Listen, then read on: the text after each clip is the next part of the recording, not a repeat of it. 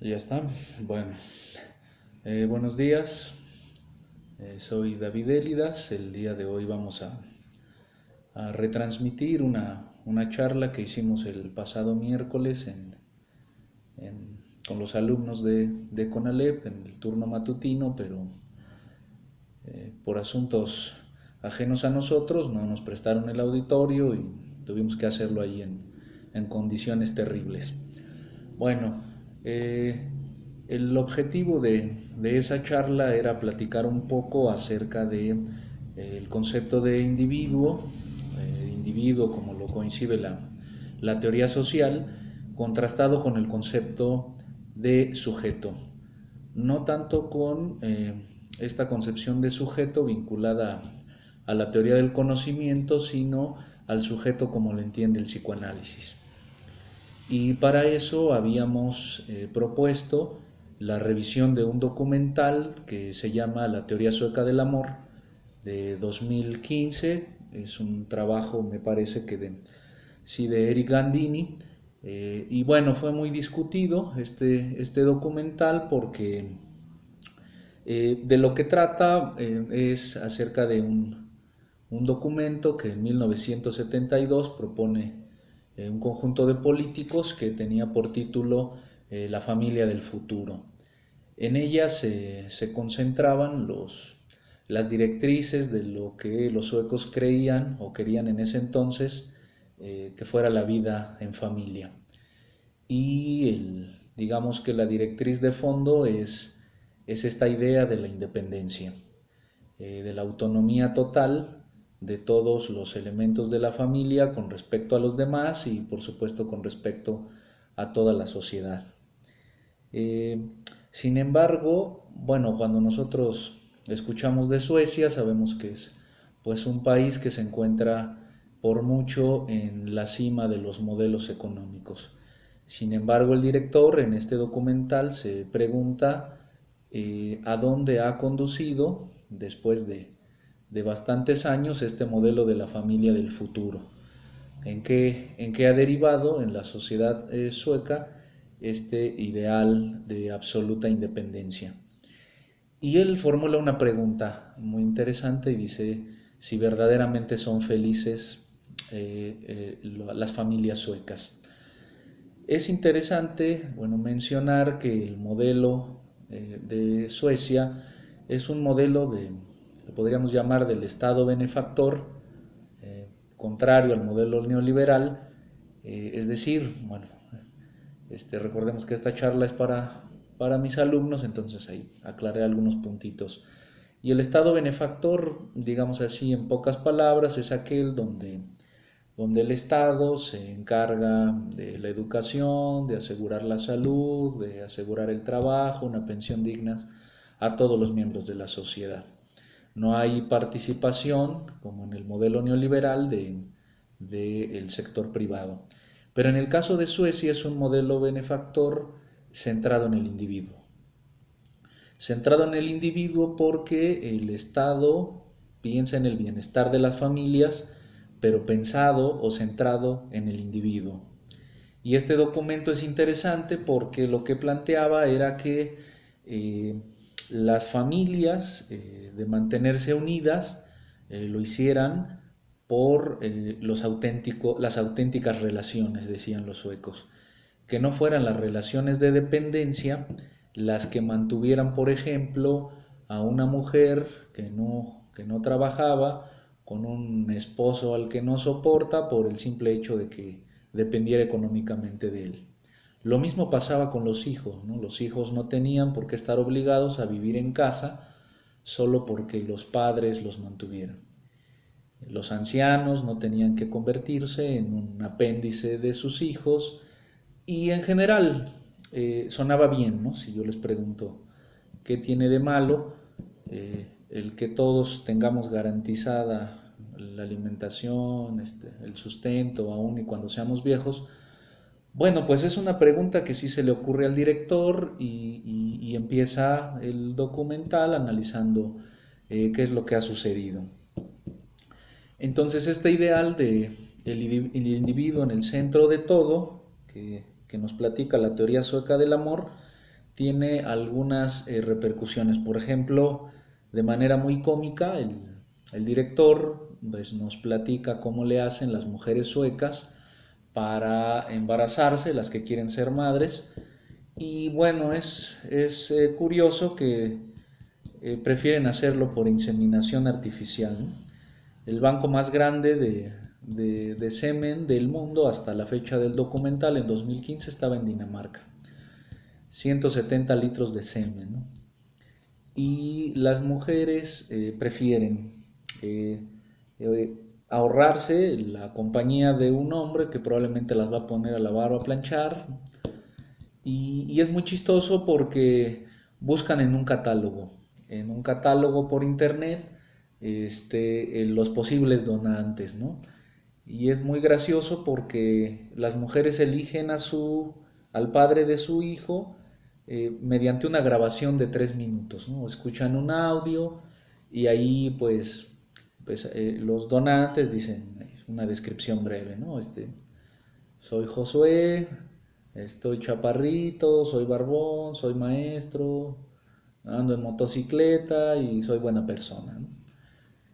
Entonces es chistoso porque después de unos días llega el paquete, un paquete con el semen congelado y todo un procedimiento, unas instrucciones muy graciosas de cómo inseminarse. Y entonces ante esta decisión que prefieren las mujeres suecas, uno se pregunta, ¿a qué está sustituyendo todo este modelo tecnológico que se muestra en el documental, donde el propio creador de este procedimiento, que es me parece que también es un sueco, que se la pasó masturbándose durante años, metiendo su semen al congelador y buscando la manera de poder mantenerlo siempre útil, y que aparece ahí en el documental de manera muy cómica. Y una respuesta que yo daría a esto de qué sustituye todo este aparato tecnológico es, bueno, de manera muy romántica el amor, pero al final de cuentas a las relaciones humanas. Al menos yo conozco dos posiciones de lo que representaban las relaciones sexuales, ¿no? Por ejemplo, en la época de los abuelos, ustedes habrán escuchado de ellos que hablaban de la prueba de amor, ¿no? Decían que la prueba de amor se daba hasta la noche de bodas, y aunque suene muy gracioso, la prueba de amor significaba algo muy importante y era el comienzo de algo. ¿De qué? Del amor. Sabían que después de la noche de bodas lo que seguía era la vida amorosa entre ellos. La segunda posición es una más conocida para nosotros, que es aquella donde la relación sexual representa no el inicio de algo, sino el fin. Cuando tú te vas a una fiesta y conoces a una chica o a un chico y tienen relaciones sexuales, sabes que al otro día lo que sigue ya no es el amor. Probablemente ya no sigue nada, a lo mejor y se intercambian números, pero saben que no se van a llamar, al menos que les haya gustado mucho, ¿no? Pero la relación sexual ahí representa el fin de toda posible relación humana. Saben que después de eso, si nada pasa, la cosa va bien. Pero en el caso de la teoría sueca del amor es interesante porque no es ni el principio ni el fin de nada, ¿no? Es la ausencia total de las relaciones entre las personas. Y eso es muy interesante y es algo que explota mucho este documental, ¿no? Bueno, teníamos planeadas algunas proyecciones, tendré que contarlas únicamente, pero en un segundo momento este documental, decíamos, presenta una gráfica muy, muy interesante y que particularmente me rompe el corazón. Es una gráfica como la que hacemos en matemáticas. En el eje de las X o en el eje horizontal se representan valores y en el eje de las Y también. En el eje horizontal se representan los valores de supervivencia y en el eje vertical los de autocuidado, autorreflexión, ¿no? ¿Y por qué digo que me rompe el corazón? Porque en esta gráfica nos damos cuenta que los valores como el respeto, el amor, la fraternidad, dependen del dinero. En los países donde el hambre es la constante de todos los días, las personas tienden a tener buenas relaciones, buenos lazos, necesitan del otro, están enfrentados a conflictos y los resuelven juntos. En cambio, en sociedades donde no falta el dinero, como en el caso de Suecia, pues la gente se puede preocupar exclusivamente por sí mismo. Van a yoga, cuidan su alimentación, piensan en su salud espiritual y no necesitan al otro. Por supuesto, en esta gráfica, Suecia se encuentra en la posición más alta, en la posición privilegiada.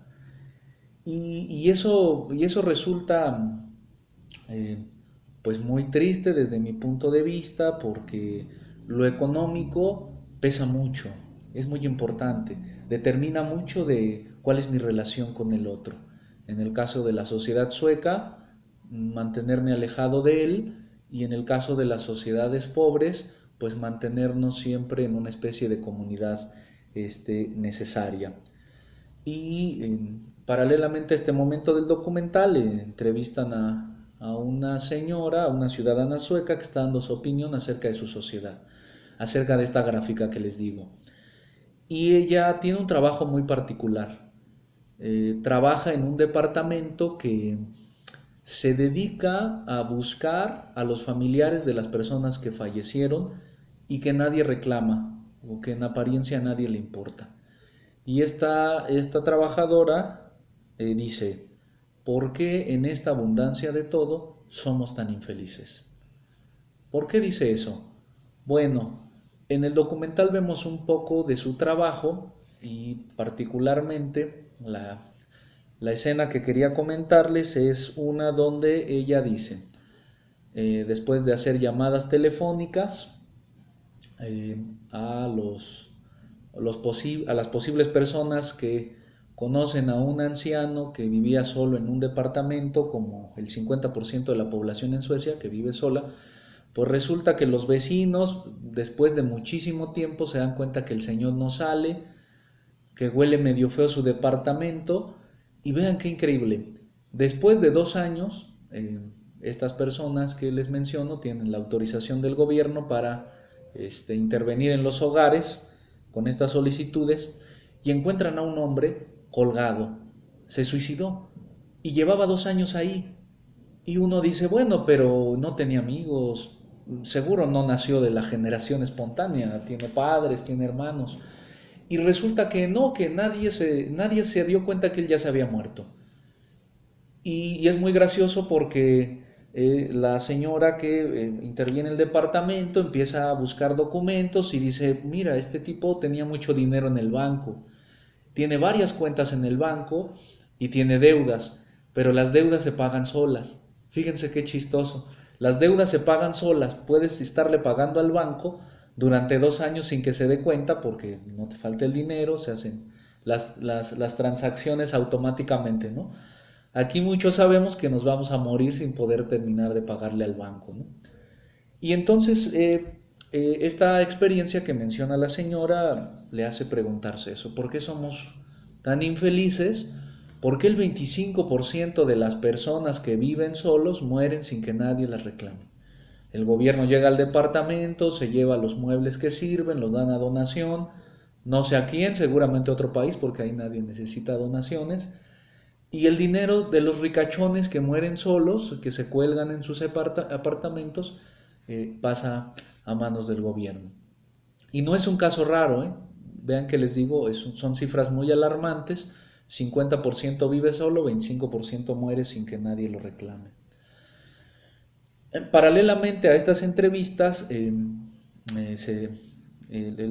director hace contacto con una especie de hippies que viven en las afueras de la zona urbana, de la sociedad, y viven en el campo. Este grupo de hippies que les cuento, viven en el campo, se la pasan platicando, acariciándose, es como una comuna o algo así de hombres y mujeres, y, perdón, Y este director, Eric Gandini, los entrevista y les dice, bueno, pues ¿por qué ustedes se alejan de la sociedad donde todos queremos vivir, donde es el sueño para todas las demás sociedades vivir? Y ellos dicen, bueno, es que vivimos en un país que tiene un aparato perfecto, un sistema superpoderoso y super eficiente nos cuida, pero nos hemos olvidado de cuidarnos a nosotros mismos. Y eso es lo que hacemos aquí en esta comuna, bajamos por víveres, pero en general aquí tenemos relaciones afectivas muy fuertes, esperamos algún día embarazarnos a la antigua, y entonces es sorprendente esto de por qué uno quisiera escapar de esa sociedad que desde fuera es vista como muy ejemplar. Eh, y vi una tercera entrevista que es muy interesante, la última de la que voy a comentarles es de un médico sueco que se va de voluntario a Etiopía, obviamente con condiciones completamente adversas, y vemos ahí precisamente lo que falta, lo que el médico y los hippies y la señora que trabaja en el departamento de desaparecidos dicen que le falta a la sociedad sueca. No hay carencia material, pero hay una carencia espiritual, dice el médico. Y el médico trabaja en un hospital improvisado, en realidad es ahí pues una tiendita en el medio del campo, y es chistoso porque mientras le están haciendo la entrevista le dicen, ahorita estoy esperando un herido, que viene en la ambulancia de aquí. Y bueno, tú te imaginas que aunque sea va a ser pues una carreta, ¿no? Y tirada por animales, pero la ambulancia son 6 personas que con 2 palos y un lienzo vienen cargando a una persona que de cacería, pues alguien aventó la lanza y lo atravesó por el estómago, ¿no? Entonces el médico comienza a compartir ahí su experiencia de cómo la sociedad de esta comunidad etíope se las arregla muy bien entre todos. Cómo ahí nadie puede vivir aislado de los demás porque los necesita, ¿no? Porque la carencia y los conflictos están siempre a la orden del día, como esta emergencia que menciona. Y entonces él es muy gracioso porque dice, en el hospital que yo trabajaba en Suecia tenía de todo. Y muestra muchos ejemplos de cómo se las tiene que ingeniar ahí para poder hacer operaciones riesgosas que muy fácilmente haría en su hospital. Y por ejemplo dice, esta persona se acaba de fracturar un pie, tengo que ponerle unos tornillos, unos clavos en el hueso. Un clavo esterilizado de estos de uso médico costaría mucho. Aquí vamos a la refaccionaria y pedimos una llanta de bicicleta, le sacamos los rayos, ¿los conocen? Los desinfectamos y con eso sustituimos clavos, ¿no? Y el director le dice, oye, pero ¿qué? ¿No se van a podrir? Y el doctor dice, sí, pero me he dado cuenta que solo la herrumbre contaminada es la que puede provocar gangrena. Si se le empieza a pudrir adentro, ya que hice yo la operación, no pasa nada, ¿no? Es muy gracioso porque también tiene un taladro que dice, miren, un taladro de uso médico vale como $15,000, ¿no? Dice, aquí por unos $14 en la tlapalería venden este taladro y que perfora muy bien, ¿no? Y se pone ahí a perforar un hueso de un pobre ahí que está con la pierna expuesta, ¿no? Entonces es interesante este contraste de sociedades, este contraste de forma de relacionarnos de manera imprescindible con el otro o prescindir del otro. Y fíjense, me encontré con una sorpresa en este documental porque sale Zygmunt Bauman, ¿no? Ya hemos platicado en clases acerca de él, particularmente de 2 textos que les recomendé, el de Amor líquido y Vida líquida. Vida líquida, sí, todos sus títulos son así, Sociedad líquida, pero creo que esos 2 son los que les recomendé. Y bueno, Zygmunt Bauman creo que ya falleció, pero ahí en el momento del documental, bueno, espero no estarlo matando, creo que sí ya falleció. Pues es un viejito buena onda, todos los que estudian sociología lo respetan mucho, particularmente también me parece que es un un pensador muy interesante, creo que es polaco, y ahí lo entrevistan, ¿no? Y él dice algo muy genial, ¿no? Como lo que dicen todos sus libros, a propósito de la sociedad sueca, y dice, la alegría, lo voy a citar, la alegría de superar los problemas, las dificultades, es lo que se pierde en el confort. Ya no se puede ser uno en compañía en la sociedad sueca, no hay convivencia, no se negocia nada, no hay habilidad para socializar. Y lo que Bauman nos dice es que, bueno, resolver este tipo de conflictos como los de la ambulancia o los de tener que soldar un hueso con rayos de bicicleta era lo que desarrollaba o ejercitaba nuestras capacidades para socializar. En el confort, el otro ya no es importante. Y bueno, menciona, hace más opiniones que creo que están situadas en su libro este de Vida Líquida, y desarrolla este concepto, algunas ideas del concepto de individualismo. Y bueno, lo que dice para empezar con estos dos temas que decíamos, del individualismo y el sujeto, es que dice, bueno, en Vida Líquida Bauman nos dice que se ha roto la utopía de la vida en sociedad, que tenemos un desinterés hacia la convivencia con los otros. ¿Por qué? Porque vivimos en una sociedad consumista e individualista. ¿Qué es ser un individuo entonces?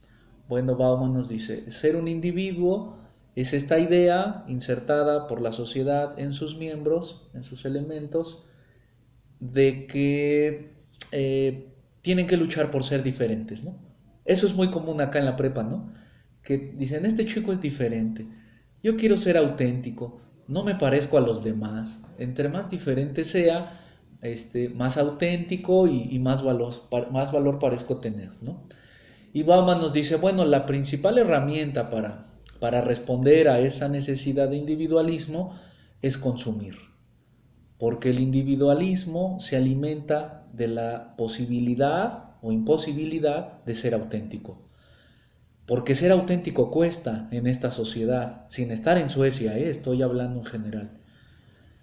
Porque si tú quieres ser diferente, lo primero que piensas es en lo que consumes, en el tipo de ropa que traes, en la música que escuchas, los lugares que visitas. No toda la gente en Facebook ponemos donde comimos, algunos en los tacos de San Agustín, otros en restaurantes que giran a 100 metros del suelo. Y entonces Bauman dice, bueno, este ideal de ser auténtico, este fantasma de buscar la autenticidad, necesita la desigualdad. Y es muy interesante que en este texto Bauman nos diga que es muy estúpido pensar que todas las sociedades de tercer mundo nos vamos a convertir un día en primermundistas, y gracias al liberalismo, al neoliberalismo, ¿no? ¿Y por qué dice Bauman eso? Bueno, él menciona ahí me parece que es un demógrafo que se llama John Reader. Sí, creo que sí. Y este John Reader es como mi papá, un cuate que se pone a contar muchas cosas, ¿no? Mi papá sabe cuántas tazas de café se pueden endulzar con 1 kilo de azúcar, ¿no? Cuando luego traigo 1 kilo de tortillas, me dice, ¿por qué trae 33 tortillas y no 36? No sé, papá. Bueno, John Reader es alguien así, que cita Bauman, y se puso a hacer cálculos respecto a algo. Y dice, si todas las ciudades, si quisiéramos que todas las ciudades tuvieran una vida así de estable, así de genial como Londres, o la vida que nosotros vemos en el propio país de Suecia o en Estados Unidos, que es el ejemplo que nos queda más cercano, dice, sería ridículo porque necesitaríamos 3 planetas más para poder mantener las necesidades de alimentación y la capacidad para procesar todos los desechos que una sociedad así genera. Y aunque esté echando mentiras, si nosotros le creemos, aunque sea la tercera parte de lo que dice, necesitaríamos un planeta, aunque sea más, ¿no? Y eso es imposible, entonces nos dice Bauman, porque el individualismo no quiere que todos alcancen esa ideal de autenticidad, sino unos pocos, los que pueden pagarlo. Y yo mencionaba el día de esta charla infernal, el miércoles, porque habíamos como 50 en un saloncito, que mencionaba un ejemplo, ¿no? de cómo la desigualdad es tan patente y tan necesaria en una sociedad como la que nos habla Zygmunt Bauman. Y les decía a mis alumnos, imagínense que tienen un niño etíope de estos que atiende en su hospital el médico del documental, y que lo ponemos en una silla y le ponemos una cortina y le decimos, detrás de esa cortina hay un ser vivo como tú. Nos puedes hacer preguntas y a ver si adivinas de quién se trata, ¿no? Entonces a ese niño le podemos preguntar, ese niño, perdón, podría preguntar, oye, pues pregúntale al que está aquí al lado si ya comió. Y vamos, y las personas que están con el ser vivo del otro lado, les hacemos esa pregunta y ellos nos dicen, sí, ya comió, de hecho, pues en 2 horas más va a ser su tercer comida, sí, ya comió. Y el niño vuelve a preguntar, ¿tiene desnutrición el que está acá al lado de mí? No. ¿Tiene pulgas? ¿Tiene piojos? No. ¿Tiene un lugar donde vivir? Sí. ¿Tiene la cantidad suficiente de metros cuadrados para ser feliz? ¿Y ya se bañó? Sí, sí, ya se bañó. Y bueno, así podría ser muchas preguntas. Al final, después de que todas sus preguntas tendrían una respuesta positiva, el niño diría, bueno, el que está allá es un niño rico porque no tiene hambre, sí tiene casa, no tiene piojos, tiene donde vivir. Y cuando destapamos esa cortina, resulta que es una vaca europea. Una vaca europea.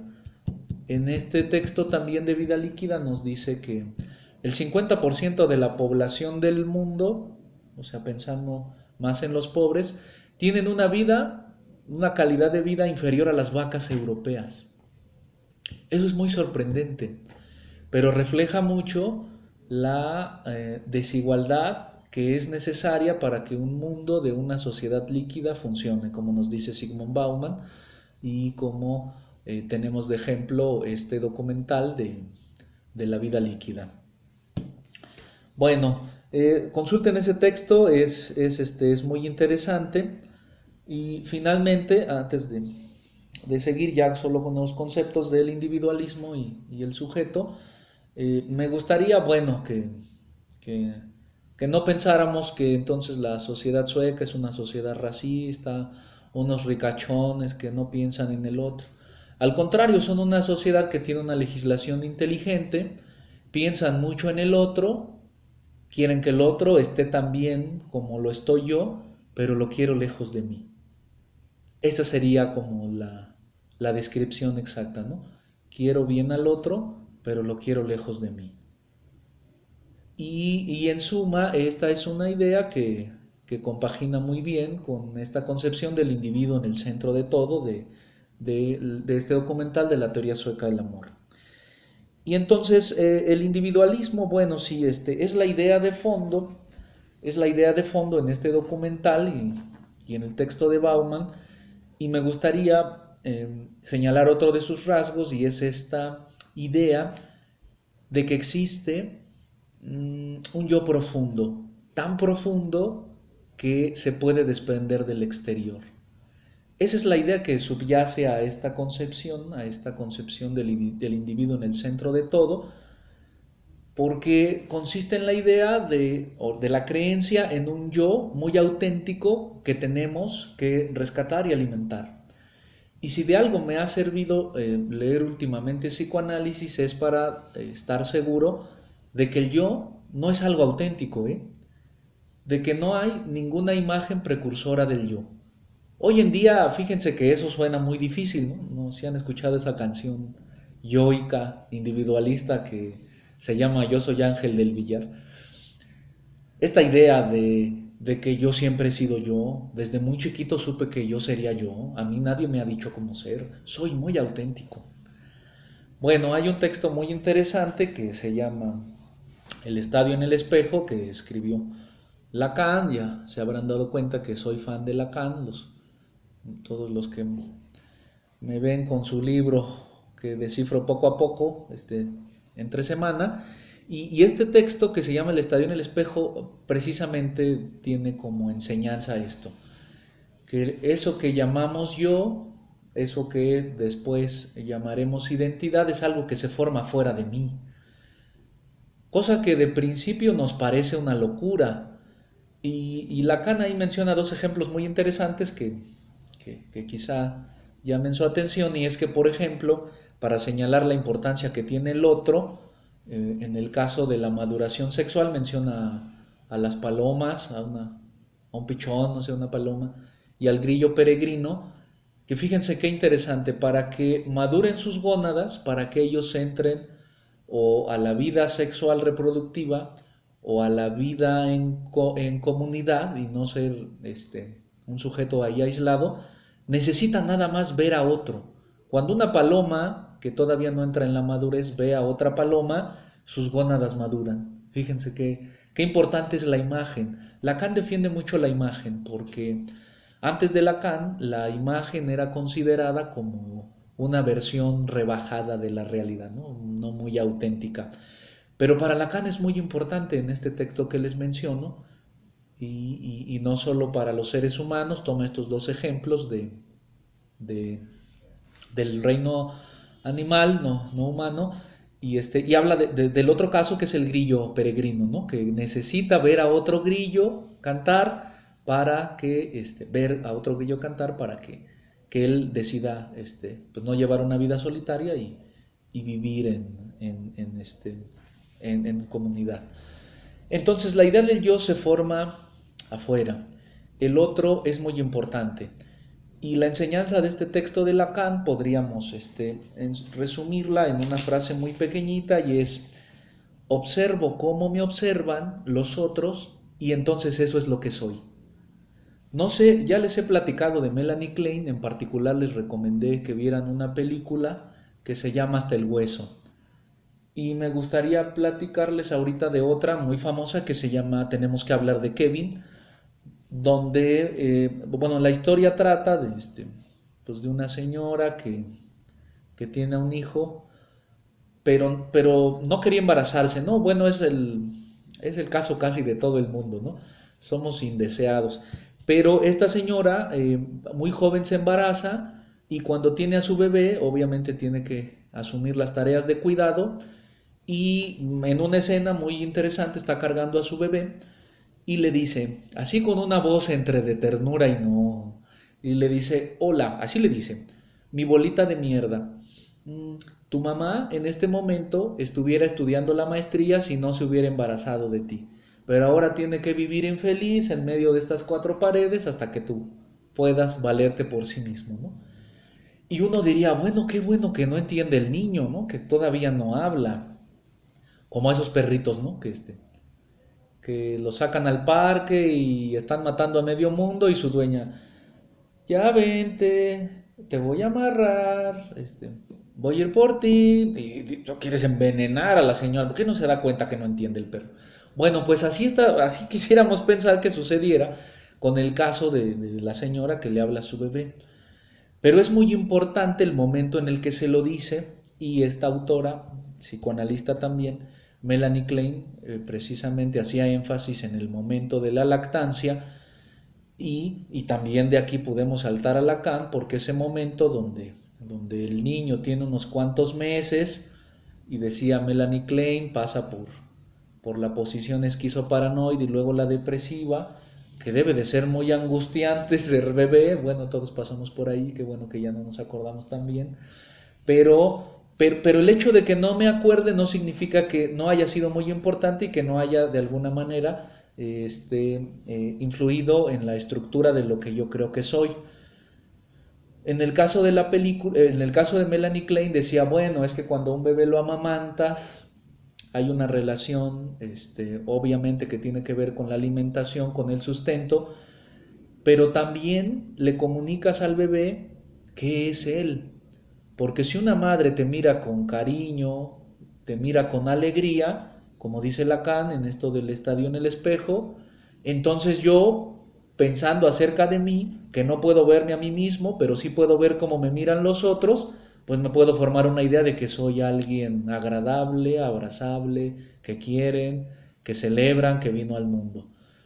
Pero en el caso de la película de Tenemos que hablar de Kevin, la idea que ese niño, que su mamá le decía que era una bolita de mierda, que le había hecho infeliz y que seguramente le daba pecho con asco o no sé, con odio, la imagen que él se construye de él mismo es muy negativa, porque cuando ya él crece, seguro han visto ya la película, él mata a varios compañeros de su clase y antes de eso engaña a su mamá y le dice que jugando con su hermana tuvo un accidente y con una flecha y un arco le sacó el ojo.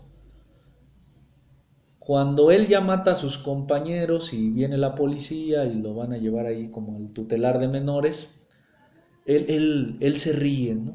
Y platica con su mamá y entonces tú piensas que ahí le va a decir, pues es tu culpa, mamá, y llora y no sé, ¿no?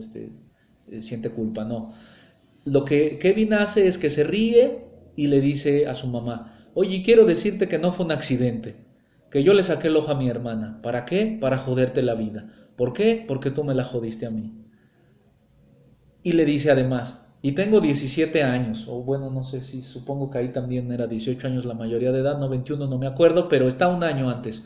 Y le dice, tengo 17 años, acabo de matar a todos estos y yo sé que en un año voy a salir. ¿Por qué lo hice? Está todo calculado solo para arruinarte la vida, ¿no? Y uno diría, bueno, probablemente hay más cosas, no solamente esa escena en donde la madre le dice que lo desprecia y que es una bolita de mierda, que determinó una concepción muy particular que él tiene de sí mismo. Y entonces, retornando a la idea del individualismo, esta idea de yo profundo que no necesita de los otros es falsa, porque no solo nos necesitamos ahora, a lo largo de todo nuestro desarrollo, el otro siempre estuvo presente. Últimamente yo he estado muy interesado en leer novelas que ya nada más estoy buscando al otro, ¿no? ¿Qué importancia tiene el otro en mi vida?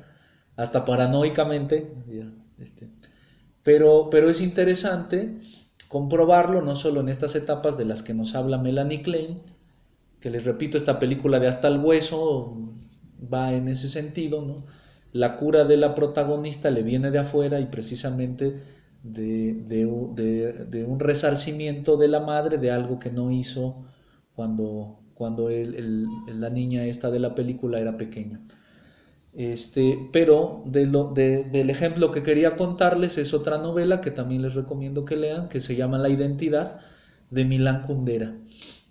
Si mi amigo Javier, ya algunos conocen a mi amigo Javier, este profe que sabe mucho de todo, de biología, si hubiera leído esta novela de La Identidad, diría que Milán Kundera hizo un plagio de un grupo que no sé cómo se llama, de su época, que cantaba cumbias, que hizo una canción que se llamaba El Ramito de Violetas, ¿no? A lo mejor la conozcan. ¿Por qué diría que se lo plagiaron? Porque la trama se parece a esta, ¿no? Es una pareja ya mayor, que, bueno, tienen una relación de pareja muy fuerte, muy sólida, y un día, fíjense, un día el personaje femenino que se llama Chantal, que no mal recuerdo, llega y le dice a Jean-Marc, su esposo, fíjate que hoy pasé por el mismo lugar donde todos los días y ningún hombre me volteó a ver, perdón. Y entonces Jean-Marc le dice, bueno, pues habrá estado vacía la calle, ¿no? Él la quiere mucho, ¿no? Le quiere dar ánimos. Y ella le dice, no, ya nadie me mira. Probablemente es que ya estoy vieja, es que ya no soy bella, es que ya no soy el objeto A, pensando en psicoanálisis.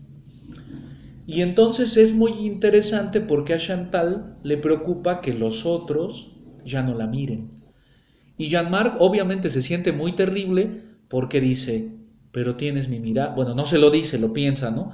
Si no, hubiera terminado en pelea. Él no le dice, pero se pregunta, ¿por qué si tiene mi mirada, le duele la mirada, no tener la mirada de los otros? Y entonces Jean-Marc, así como en las novelas de Kundera, empieza a hacer toda una disertación acerca de ese pequeño evento y dice, bueno, es que sí es cierto, la mirada del amor es la mirada del aislamiento, porque es esa mirada donde dos viejos existen solamente el uno para el otro porque los demás ya no los voltean a ver. Pero ¿por qué ya no le satisface eso a Chantal? A mí sí, estoy muy enamorado de ella, dice. Y entonces a él se le ocurre algo muy ingenioso. Bueno, Javier diría que no, porque ya está en la canción esta del ramito de violetas, y es que le empieza a mandar cartas a Chantal, cuidando mucho los detalles para que no sospeche que es él, y entonces se vuelve un enamorado de Chantal anónimo a través de cartas, y Chantal, cuando las recibe de manera secreta, empieza a sentirse otra vez aliviada porque sabe que hay alguien que la mira. Y fíjense qué terrible, porque en una de las escenas de esta novela, Chantal va a hacer el amor con Jean-Marc y le dice, abro la ventana, ¿no? Que hace calor, ¿no? Y lo que ella sospecha que quien le manda las cartas vive en el edificio de enfrente, y ella quiere dejar abierta la ventana para que la vea, porque sabe que ese acto de amor no es para Jean-Marc, sino para ese otro que todavía no sabe quién es y que seguramente le está mirando. Porque ese otro en las cartas muestra que conoce por dónde camina y que un día trae un vestido rojo y que se le veía bien, ¿no? Entonces Chantal empieza a construir esta imagen del otro que había perdido y que ya no la mira y que ahora está constantemente siguiéndola.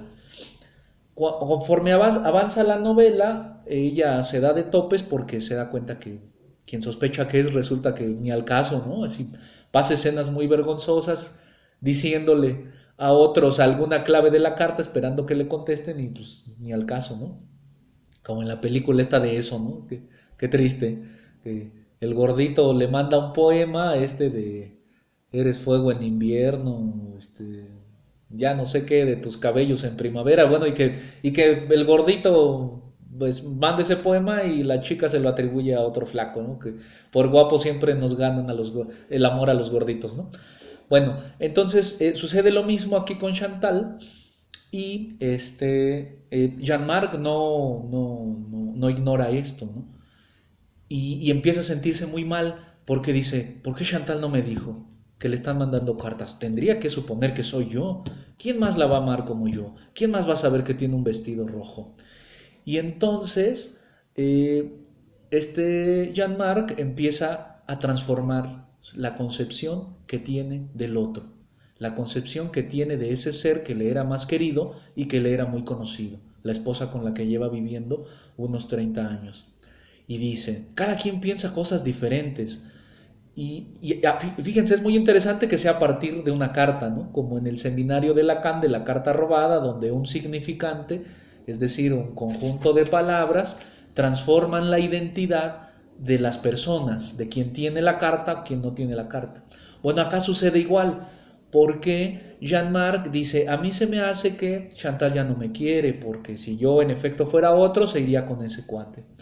Y eso es muy terrible porque la idea más segura que yo tenía en este mundo es Chantal, y yo creo que estoy anclado al mundo por la seguridad que me da Chantal. Ahora que la identidad de Chantal ha desaparecido por un tipo que le envía cartas que no sabe que soy yo, toda mi relación de seguridad con el mundo se ha roto y se siente muy mal.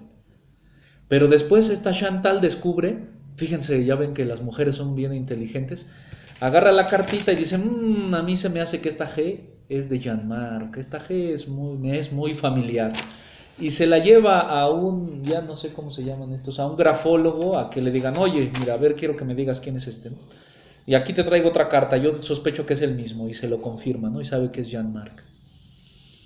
Y entonces ella se enoja, porque dice, a mí se me hace que Jean-Marc tiene otra, pero como no se atreve a decirme que ya no me quiere, se está inventando que yo tengo una aventura y me va a descubrir las cartas y con eso me va a dejar. Bueno, pues no quiero contarles el final, ¿no? De a dónde lleva esto, pero es muy interesante el papel que tiene, perdón, la identidad, eso que nosotros creemos ser, que no es, como dice el modelo del individualismo, una cosa profunda, solo mía, libre del exterior, sino que depende de los otros.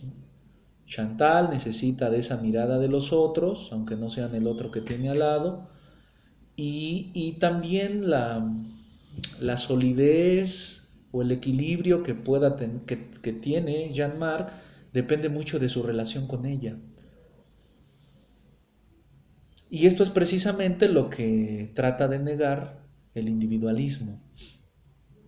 Hay un, hay un psicoanalista muy genial, argentino, que yo sigo mucho, que se llama Alfredo Edelstein. Ahí les recomiendo que busquen sus videos. Yo los veo todos, duran como 2 horas y media, pero es muy genial. Y bueno, ahí él tiene una referencia muy interesante. Tiene un curso que se llama Formalizaciones Matematizadas en Psicoanálisis, así lo pueden buscar. Y él en alguna de sus clases, hablando obviamente de psicoanálisis, está analizando un problema que ahorita a nosotros no nos importa, y es por qué la clínica actual en psicoanálisis ha derivado en el estudio del goce, o se ha centrado o se cree que solo trata de la idea del goce.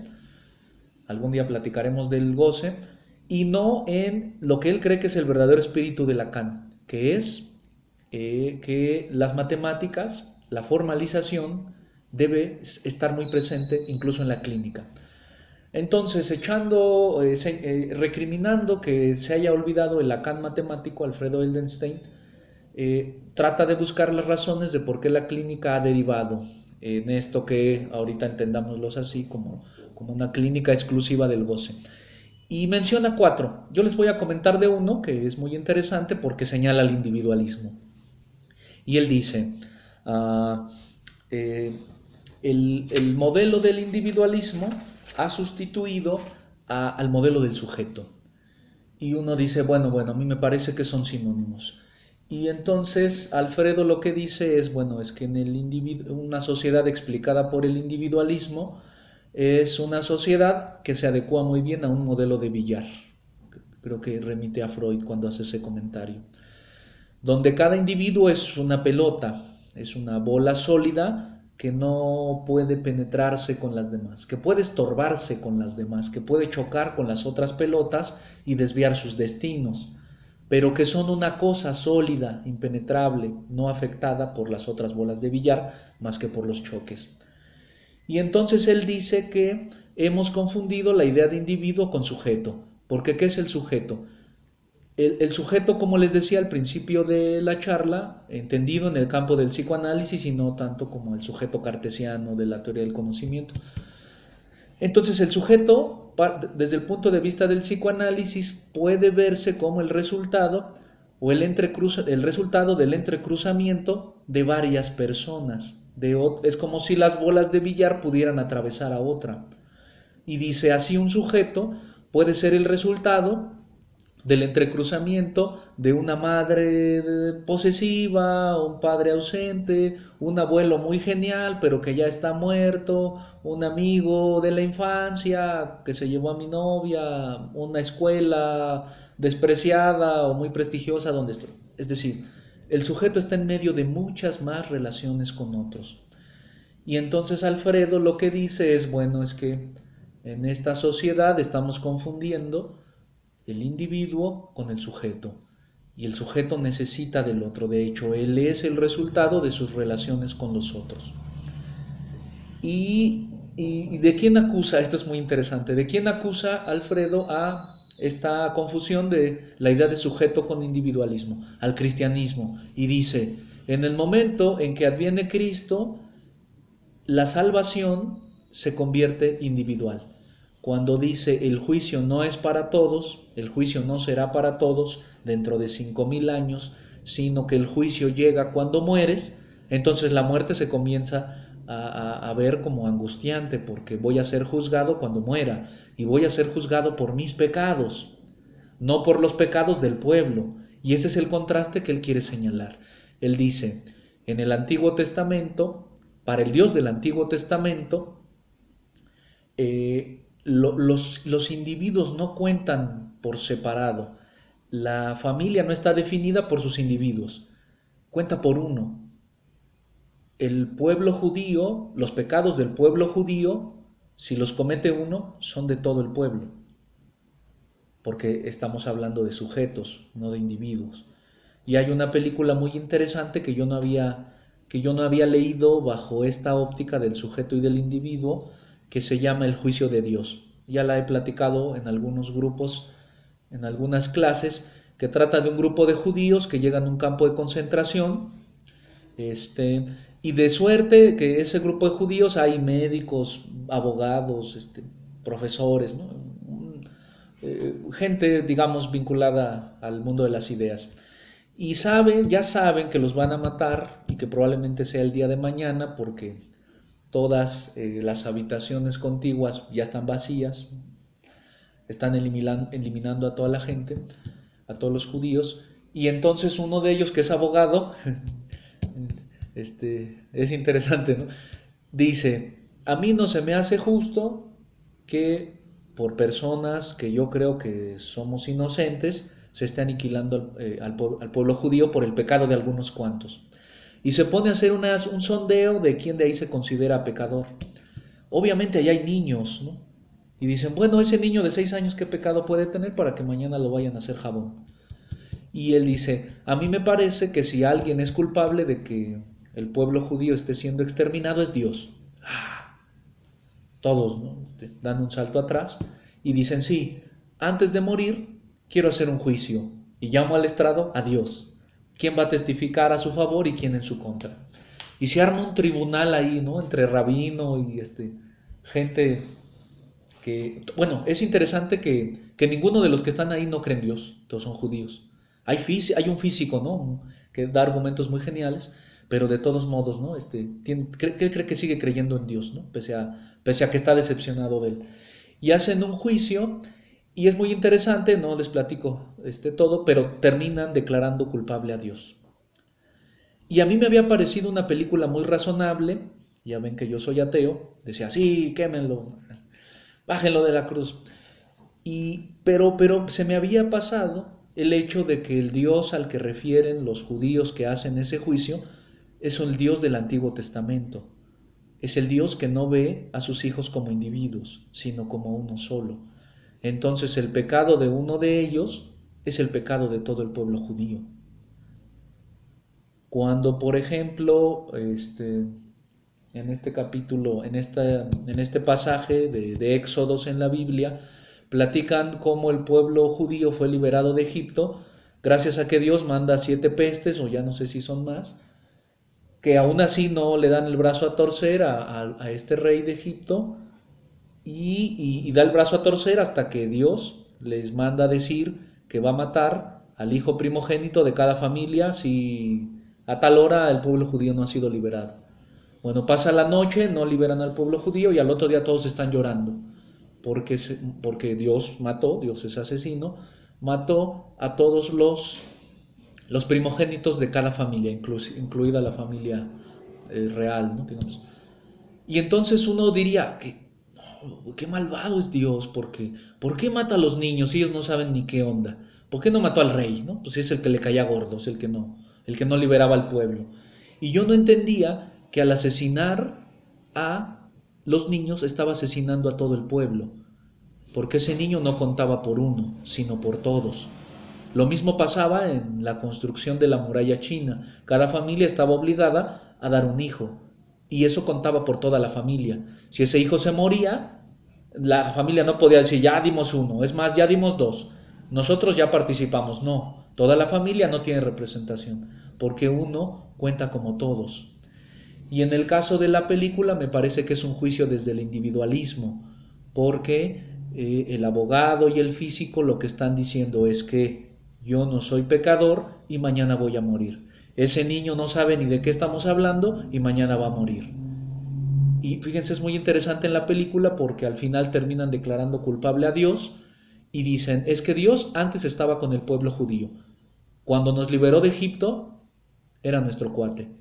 Pero hoy he visto que los soldados nazis en su cinturón llevan ahí un estandarte, llevan ahí un grabado que dice Dios está con nosotros.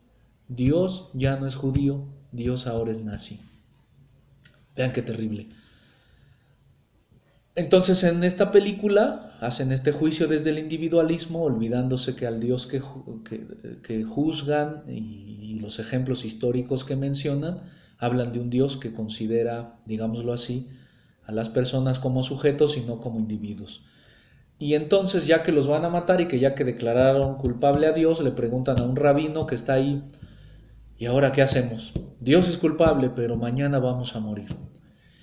Y este rabino llorando porque ya se convenció de que todo esto es muy terrible, del silencio de Dios, dice, pues lo único que nos queda hacer es orar, porque mañana estaremos fritos.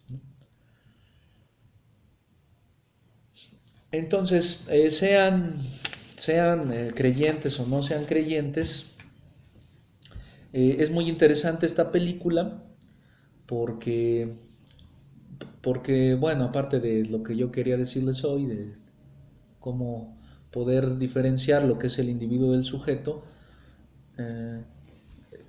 pues presenta argumentos que nos pueden parecer muy racionales, muy convincentes, seamos o no creyentes, pero al final de todos el problema de fondo es la estructura o la forma en la que nosotros concebimos a las personas. Y mis alumnos no me creen que doy catecismo, pero hoy le decía a las personas, a los niños con los que platico de Dios, que no tuvieran miedo, que en la película Dios iba a asesinar a todos los niños porque no contaban como individuos, sino como sujetos, y ellos eran del pueblo judío y eran pecadores, y está bien que murieran. Pero que gracias a Cristo hoy en día la cosa es muy individualista, ¿no? Hasta le puedes poner una camiseta del América a Cristo, ¿no? Ahora que visten a los niños, ¿no? Cuando hay tamales, no sé qué día es. Y este modelo individualista en el que viven mis niños, les decía, no se preocupen, los van a juzgar nada más por sus pecados, ¿no?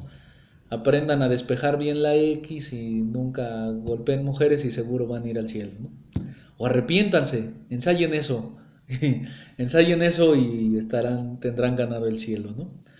Bueno, y por último, antes de que se acabe la memoria de mi tablet, me gustaría señalar entonces que el mensaje de este documental, que se llama La teoría sueca del amor y que fue el pretexto para esta charla, tiene un mensaje de alerta.